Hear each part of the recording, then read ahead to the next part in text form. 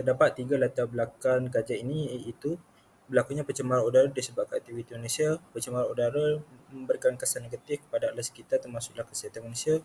Akhir sekali, masyarakat tidak membuat tindakan yang wajar untuk menangani pencemaran udara dan kesannya pada kesihatan kerana pengetahuan yang kurang baik.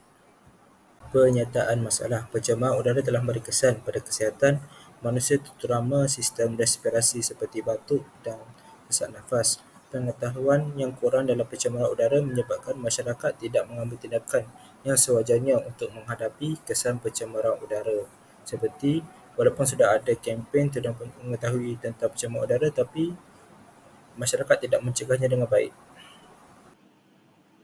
Seterusnya, objektif bagi kajian yang dijalankan ini adalah untuk mengenal pasti punca pencemaran udara yang berlaku di Parit Raja, mengenal pasti kesan pendedahan kepada pencemaran udara terhadap kesihatan penduduk di Parit Raja, serta untuk mengenal pasti pengetahuan penduduk di kawasan Parit Raja tentang pencemaran udara yang berlaku. Dalam sorotan kajian, kami merujuk kepada beberapa poin-poin yang kami lihat daripada kajian yang lepas. Pencemaran udara terhadap kesihatan kami melihat melalui kajian tentang sistem pernafasan, sistem imunasi, kesuburan, kehamilan dan bayi kerana pencemaran udara juga akan menjejaskan kehamilan bayi boleh menyebabkan lahirnya bayi peramatan, kecacatan ataupun keguguran. Sistem kardiovaskular di mana individu yang terjejas dengan pencemaran udara, produktif mereka dalam melakukan kerja juga akan terjejas. Risiko strok, angin ahma, kesan kepada otak. Punca pencemaran udara, kilang persekitaran binaan. Contohnya di Parit Raja ini merupakan antara kawasan yang mempunyai sektor-sektor perindustrian di mana areal sini mempunyai kilang-kilang seperti kilang Fujitsu. Kilang-kilang ini akan membebaskan gas-gas beracun beracun mungkin secara terkawal ataupun tidak terkawal. Itulah kami akan kaji. Seterusnya, isu dan cabaran dalam menangani pencemaran udara. Bahan buangan, sisa toksik yang tidak terkawal, pelepasan asap dari kenderaan bermotor, pembakaran biodiesel iaitu daripada sisa pertanian. Okey, metodologi untuk kajian kami ialah menggunakan bentuk tinjauan. Yang kedua, kami menggunakan kaedah kuantitatif. Okey, carta ahli kajian. Kami mempunyai 3 fasa. Yang pertama, kajian keperluan, iaitu mengenal pasti isu dan masalah. Yang kedua, perancangan kajian. Yang ketiga, kajian literatur. Yang keempat, menentukan objektif dan persoalan kajian. Dan yang kelima, menentukan metodologi. Fasa yang kedua, kajian rintis. Yang pertama, perancangan item soalan sidik. Yang kedua, membentuk item soal sidik. Yang ketiga, menyemak item soal sidik. Yang keempat, melakukan kajian rintis. Dan yang kelima, analisis data rintis. Fasa yang ketiga, kajian keperluan. Yang pertama, menjalankan kajian sebenar. Yang kedua, mengedah borang soal sidik sebenar. Yang ketiga, analisis data kajian sebenar.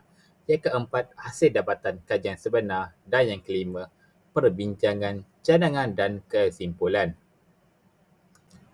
Okey, populasi dan sampel. Kami menggunakan populasi daripada penduduk Parit Raja iaitu seramai 18,799 dan saiz sampelnya adalah 320 orang.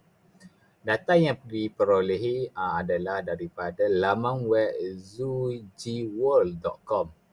Dan yang ketiga, pendekatan persampelan adalah kami menggunakan Kerji dan Morgan 1970. Instrumen kajian. Instrumen yang kami gunakan untuk melakukan kajian ini ialah mengagihkan borang soal selidik kepada penduduk Parit Raja, Batu Pahat, Johor. Populasi Parit Raja ialah sebanyak 18,799 merujuk pada responden yang terdiri daripada 320 responden yang mesti dikumpul. Kami mendirikan borang soal selidik ini kepada bahagian di mana bahagian A ialah demografi yang terdiri daripada biodata responden. Yang kedua ialah bahagian B, punca pencemaran udara yang berlaku di Parit Raja. Kami ingin mengkaji punca-puncanya sebagai contoh daripada asap kilang, daripada pembakaran baju bising, iaitu di sini ada um, kawasan pertanian yang menanam sawit. Yang ketiga ialah daripada asap motor. Untuk bahagian ketiga ialah bahagian C. Untuk kesan pencemaran udara terhadap penduduk, kami ingin melihat ataupun mengetahui, mengenal pasti apa yang berlaku, apakah kesan pencemaran udara di area Parit Raja ini, di kawasan sekitar Parit Raja kepada masyarakat ataupun komuniti di sini. Adakah dia memberi kesan yang ketara, ada penyakit-penyakit kronik ataupun lain-lain. Dan bahagian sekali ialah bahagian D, pengetahuan penduduk Parit Raja tentang pencemaran udara. Kami ingin mengenal pasti tahap ataupun apa yang komuniti di sini tahu tentang pencemaran udara.